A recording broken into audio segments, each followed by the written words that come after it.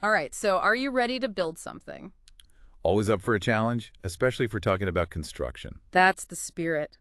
Today, we're diving headfirst into the world of Aussie construction. Sounds like a wild ride. Oh, it can be. We're talking about the ins and outs of starting and running your own construction business right here in Australia. Now, that's a project I can get behind.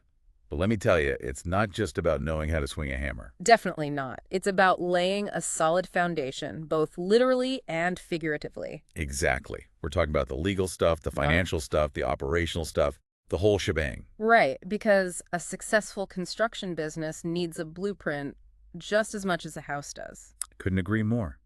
So where do we even begin? Well, we've got stacks of blueprints, legal guides, codes of practice, you name it, we've got it. Enough to make your head spin, right? Oh, absolutely.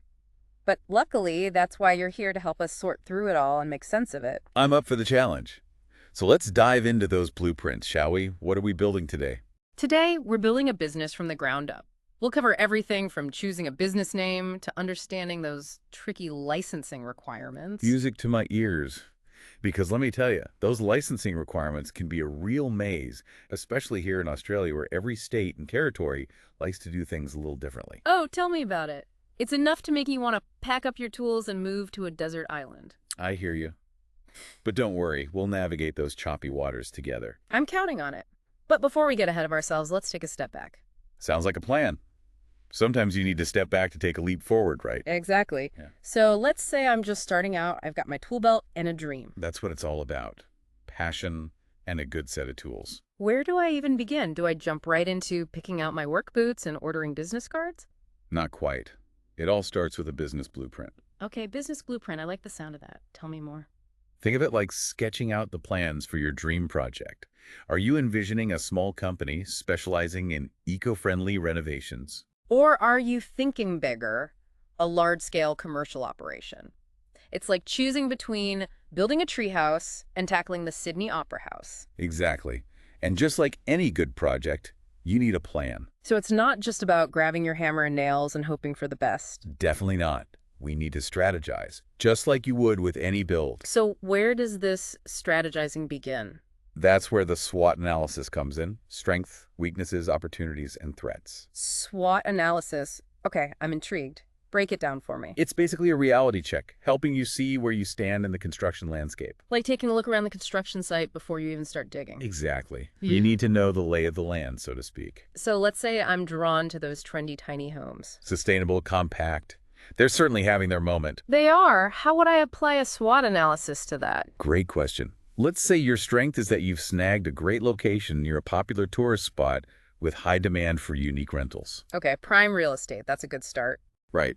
But maybe your weakness is that you're a one-man show right now, lacking the manpower for bigger projects. See, I knew there was a catch. So how does that play into the opportunities and threats? Well, an opportunity could be partnering with a local architect known for innovative designs. Someone who can bring some serious design flair to the table. Exactly. But a threat could be rising material costs, cutting into your profits. Oh, right, because those sustainable materials don't come cheap. Exactly. And understanding these factors, those strengths, weaknesses, opportunities, and threats, can make or break your business. That makes a lot of sense. It's like doing a risk assessment before you even hammer your worst nail. Precisely. It's about being proactive and strategic, not just reactive. Okay, so I've got my SWOT analysis. I'm starting to understand the market. What's next? Time to print those business cards. Not quite. We've got the business idea down, but now we're diving into the legal labyrinth. Oh no, the legal stuff. Is this where my head starts spinning? It can be a bit overwhelming, I'll admit, even for seasoned pros. I- We need to choose a business structure, and this choice impacts everything. Everything. Like what? From how you're taxed to your personal liability, it's a big deal. Liability. Now that's a word that makes me nervous. Understandably. No one wants to put their personal assets on the line. Exactly. So how do I choose a business structure that protects me and my hard-earned savings? Well, let's break it down. We've got 4 common structures. Okay, hit me with the Sole trader, partnership, company, and trust. 4 options, got it. And I'm guessing each one has its own pros and cons. You got it. Especially when it comes to protecting your personal assets. Some offer more protection than others. Okay, so let's say I'm risk averse. I like to play it safe. Playing it safe is always a smart move, especially in business. Which structure is like building a fortress around my personal belongings? In that case, A company structure is your best bet. Company. Okay. It's considered a separate legal entity. A separate legal entity. So it's like my business has its own suit of armor. Exactly. Meaning your personal assets are generally protected if your business incurs debts or faces legal action. That sounds like exactly what I need, a good separation between my personal life and my business dealings. Think of it as building a firewall between those two worlds. A firewall, I like that. But I bet there's a catch, right? There always is. Companies are more complex to set up More complex? How so? and come with stricter reporting requirements compared to, say, a sole trader structure. Sole trader, so that's one of the other options. It is. It's the simplest structure. Really straightforward. So less paperwork, I imagine. You got it. And less demanding tax requirements, which is always a bonus. Okay, so sole trader simple, companies more secure. What about the trade-offs? There's always a trade-off. True. With sole trader, the biggest one is unlimited liability. Unlimited liability. Okay, that needs a bit more explanation. This means your personal assets are on the line if your business faces financial difficulties. Yikes. So if things go south, my personal savings could go down the drain too. Unfortunately, yes, that's the risk with unlimited liability. Okay, that's definitely something to consider. It is. It's a balancing act, simplicity versus security. Right, like choosing between a simple garden shed and a high-security vault for your business. I like that analogy. It's all about finding the right fit for your circumstances. Okay, so we've covered sole trader and company.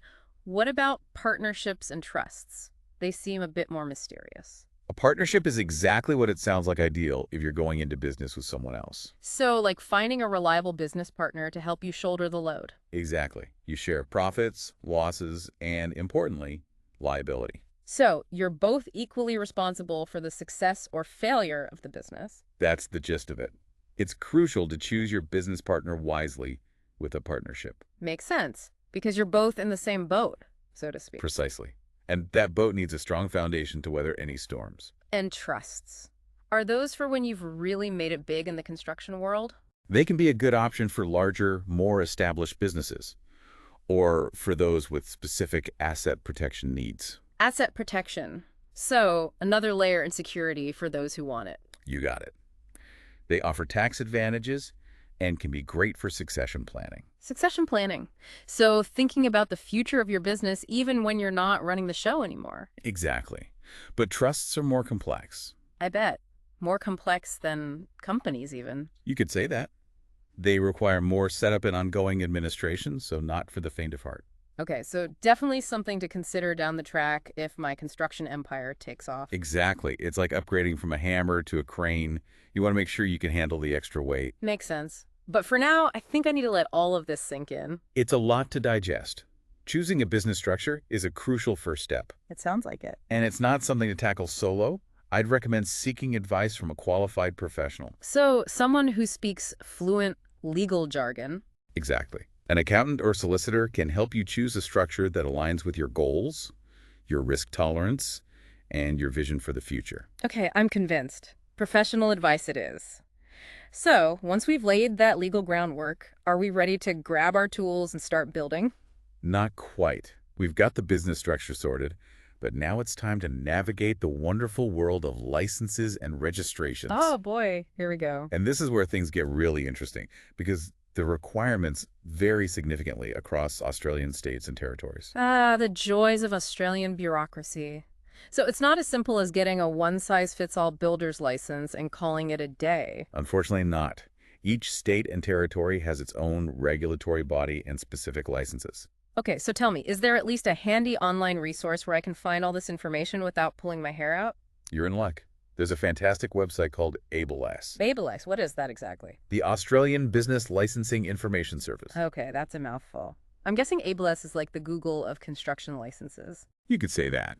It's a treasure trove of information for aspiring business owners. ABLIS, got it. I'm adding that to my bookmarks right now. You won't regret it. Yeah. It'll save you a lot of headaches down the line. I believe it. So let's say I want to build those beautiful designer homes in New South Wales. NSW, a hub for stunning architecture. It is. What kind of license would I need for that? In NSW, you'd likely need an individual contractor license, especially if the total cost of labor and materials for your projects exceeds $5,000. $5,000. That's barely enough to buy a truckload of timber these days. You're telling me. Construction costs are a whole other kettle of fish. They are. But so with this individual contractor license, what exactly am I allowed to build? This particular license covers a range of residential building work. Okay, like what? Give me some examples. We're talking erecting prefabricated structures, renovations, even things like structural landscaping and swimming pool construction. So one license, many possibilities. Exactly. It's a versatile license to have in your toolbox. That's good to know. But I'm guessing getting licensed isn't as easy as ordering a pizza online. You'd be right again. The application process can be quite involved. Involved, how so? You'll usually need to submit an application form, provide evidence of your experience and qualifications, and get references. So they want to make sure I know the difference between a hammer and a screwdriver. Exactly. And be prepared to pay a fee, of course. There's always a fee, isn't there? It's starting to feel like I need a project manager just to handle the paperwork. It can definitely feel that way. But luckily, remember Ably LA, they can help you navigate the process. Right, because the last thing you want is to be stuck in legal limbo when you could be out there building those dream homes. Exactly. Getting the licensing right is crucial. Couldn't agree more. It's about protecting yourself, your business, and ensuring you're operating legally and ethically. Okay, so we've got our business blueprint, we've navigated the business structures, and we've got a handle on licensing what's next on our construction checklist. We're ready to start building right. We've laid the groundwork: blueprints, legal structure, licenses. But a construction business is only as strong as its crew, right? You're telling me even the most skilled chippy can't raise a roof alone. It's a team effort for sure. Exactly. So let's talk about building that team and navigating the legal side of employment. Right, because I'm guessing it's not as simple as posting an ad at the pub anymore. Times have changed. We have to consider industrial awards now. Industrial awards. Okay, you've officially lost me with the legal jargon. Think of it this way. Industrial awards are basically like blueprints for fair work practice. Blueprints. Okay, I'm listening. They outline the minimum pay and conditions for employees in specific roles within the construction industry. Okay, so it's about ensuring everyone on your team is treated fairly and compensated appropriately. Precisely. From apprentice to site supervisor, everyone's covered. Got it. So it's like a safety net for workers' rights. Exactly. And in Australia, these awards are governed by the Fair Work Act, which is basically the rule book for employment relationships. The Fair Work Act. Okay, another one for the glossary. So how do I know which award applies to my workers? A bricklayer and a site foreman probably don't have the same minimum wage, right? You're absolutely right.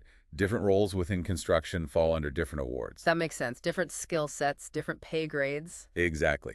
But don't worry, the Fair Work Ombudsman's website is a fantastic resource for this. Okay, so like a dictionary for industrial awards. You got it. It outlines specific details for each role, so you know exactly what you need to pay your workers. No, accidentally underpaying someone because I missed a line in the fine print. Exactly. It takes the guesswork out of it. That's good to know.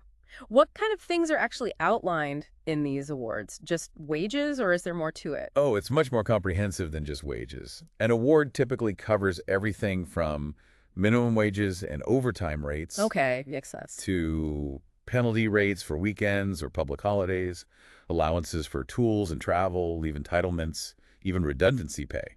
Wow, that is comprehensive. It's like a blueprint for fair employment practices. Exactly. It ensures everyone's on the same page and no one's being taken advantage of. Sounds good to me. But it's not just awards we need to consider, right? You mentioned the National Employment Standards, too. Yes, the NES. These are 10 minimum entitlements that apply to all employees in Australia. So, regardless of their industry or award. Precisely. It's about establishing a fair and consistent playing field for everyone. Okay, NES. Got it.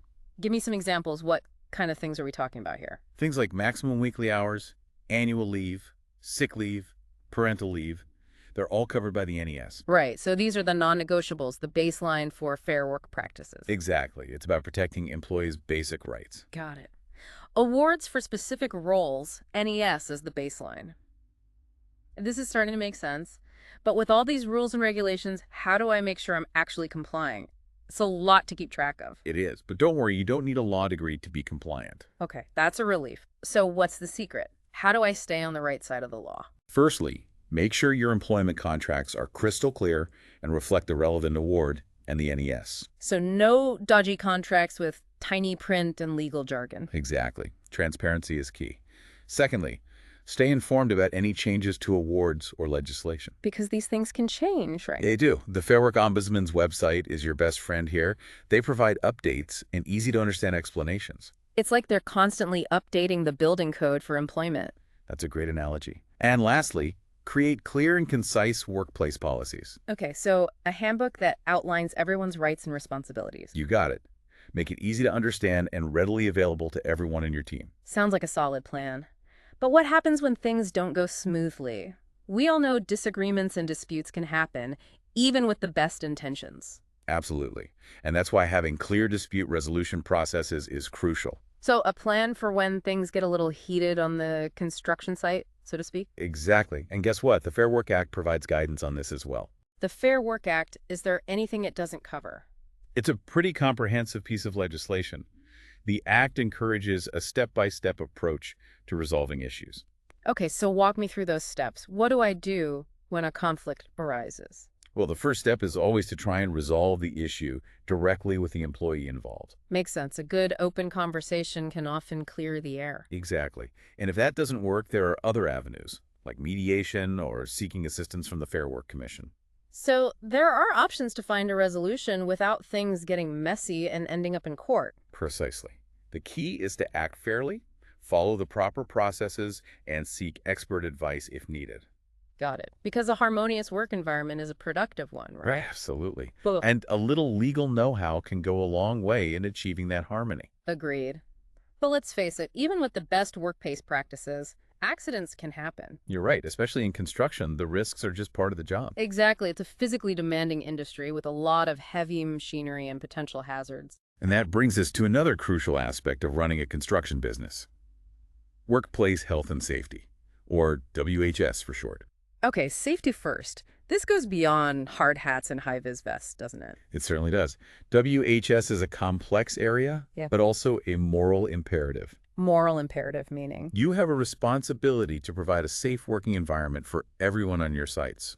Everyone meaning. From employees and subcontractors to visitors, anyone who steps foot on your construction site. Okay, so it's about creating a culture of safety. Precisely. It's about making safety everyone's top priority. So where do we even begin with all of this? WHS sounds like a whole other deep dive. It could be, but a great place to start is Safe Work Australia. Safe Work Australia. Okay, another one for the bookmarks tab. They're the national body responsible for WHS, and their website is a goldmine of information.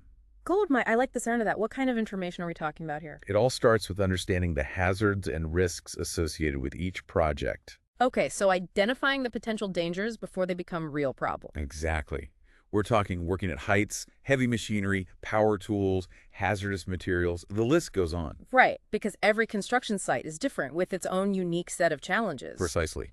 And once you've identified those hazards, you need to assess the risks and implement control measures. Control measures. So it's not just about telling everyone to be careful. Not at all. Control measures involve taking proactive steps to eliminate or minimize those risks. Okay, give me some examples. What kind of control measures are we talking about here? Think providing safety harnesses for working at heights, ensuring all machinery is properly maintained, and providing thorough training on how to use tools safely. So it's about creating systems and safeguards, not just relying on luck. Exactly. And remember, it's an ongoing process. You need to regularly review and update those risk assessments and control measures as your projects change. Right, because new hazards can emerge at any time. Precisely. It's all about staying vigilant and proactive when it comes to safety. So it's like building a safety net around every aspect of the job. A great analogy. And remember, there are specific regulations you need to follow as well, which is where things can get a bit tricky. Tricky, how so? Well, WHS laws can vary between states and territories, just like those licensing requirements we talked about earlier. Of course.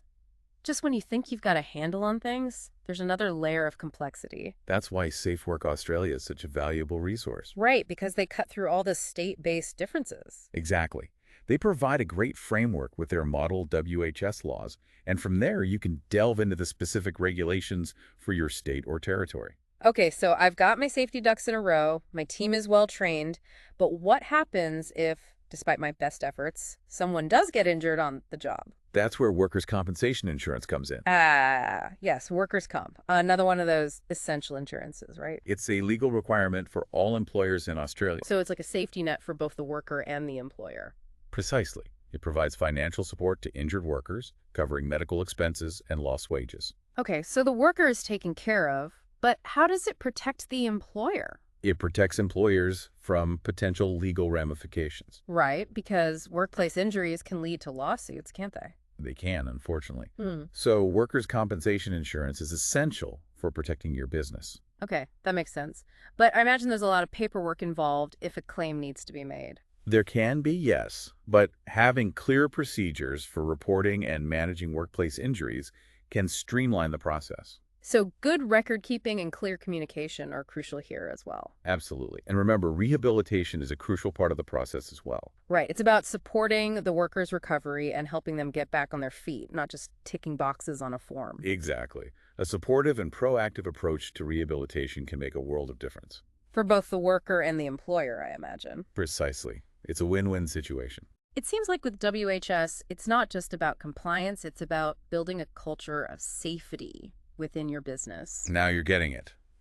It's about fostering an environment where everyone feels empowered to speak up about hazards. Where safety is everyone's responsibility, not just the responsibility of the site foreman. Exactly. Because at the end of the day, a safe workplace is a successful workplace.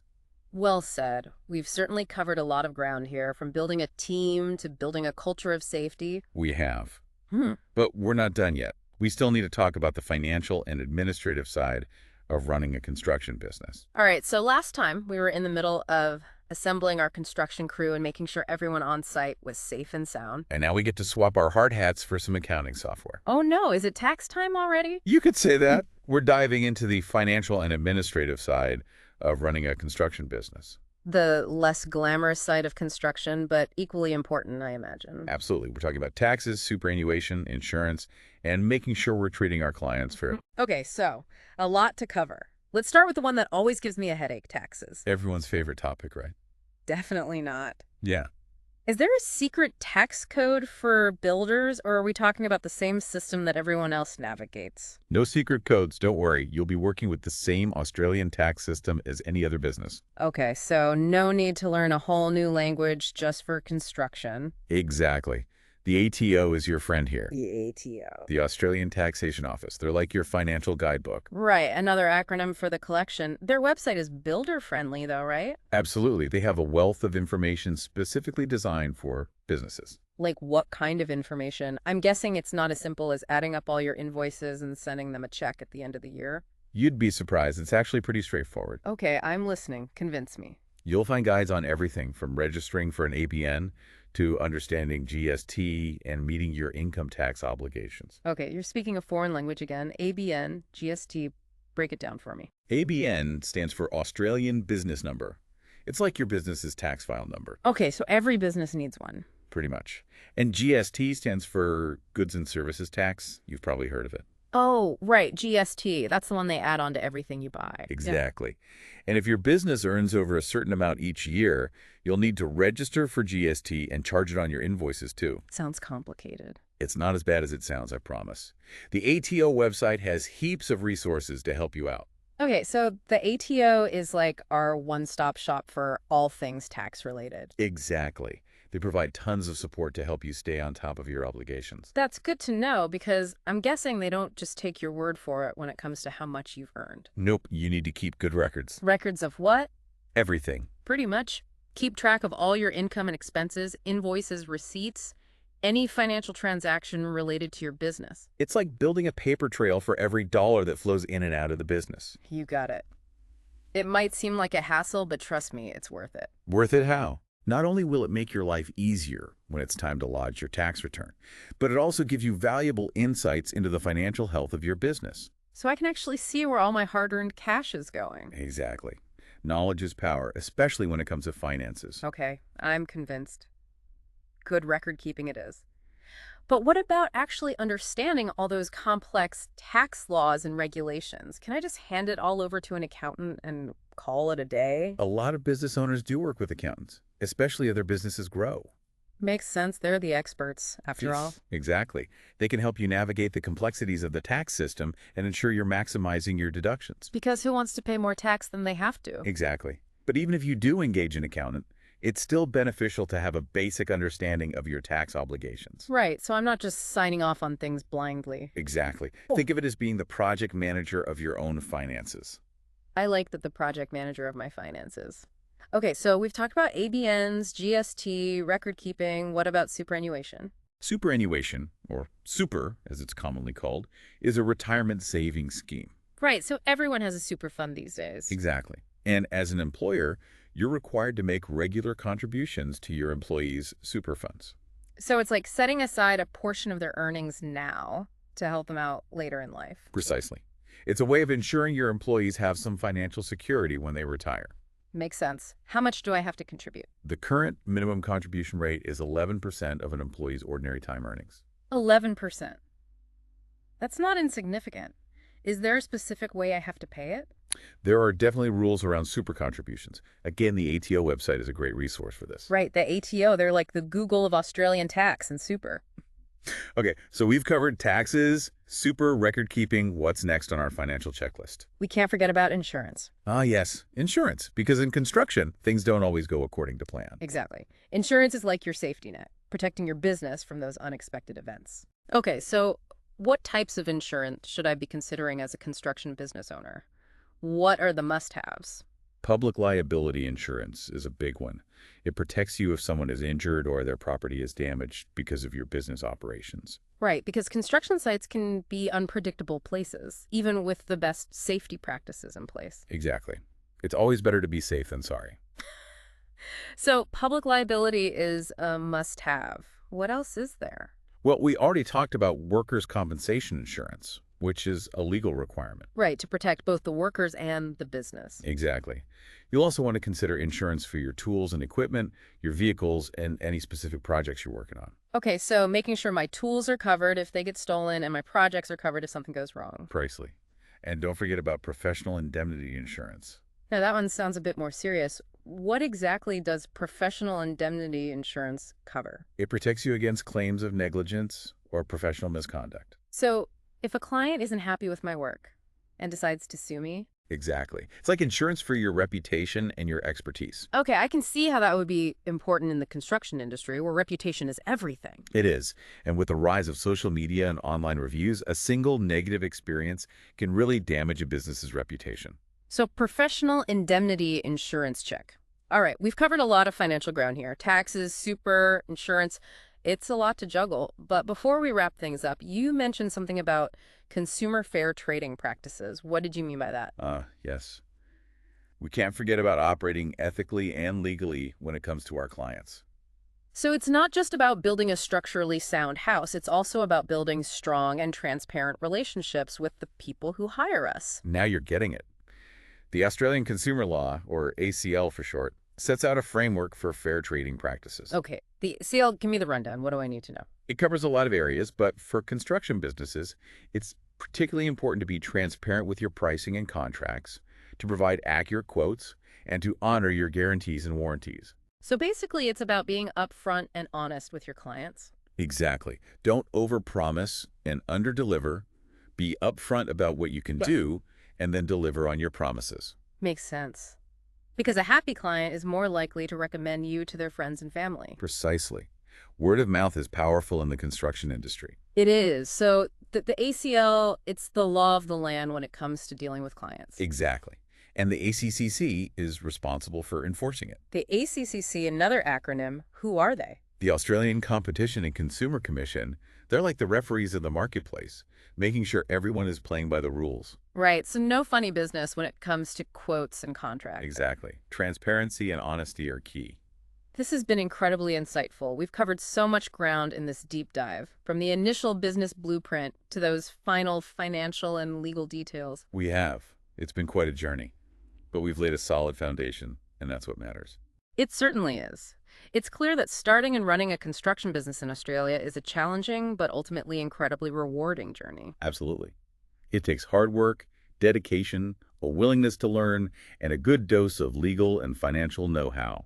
But with the right knowledge, a great team, and a commitment to doing things the right way, you can build a business that's not just successful, but built to last. Well said. And remember, this deep dive is giving you a solid foundation to build on. Exactly. It's just the beginning. So, to all our budding builders and construction entrepreneurs out there, keep exploring, keep learning, and never be afraid to ask for expert advice when you need it. Because in the world of construction, just like in building a house, a strong foundation is everything. Couldn't agree more.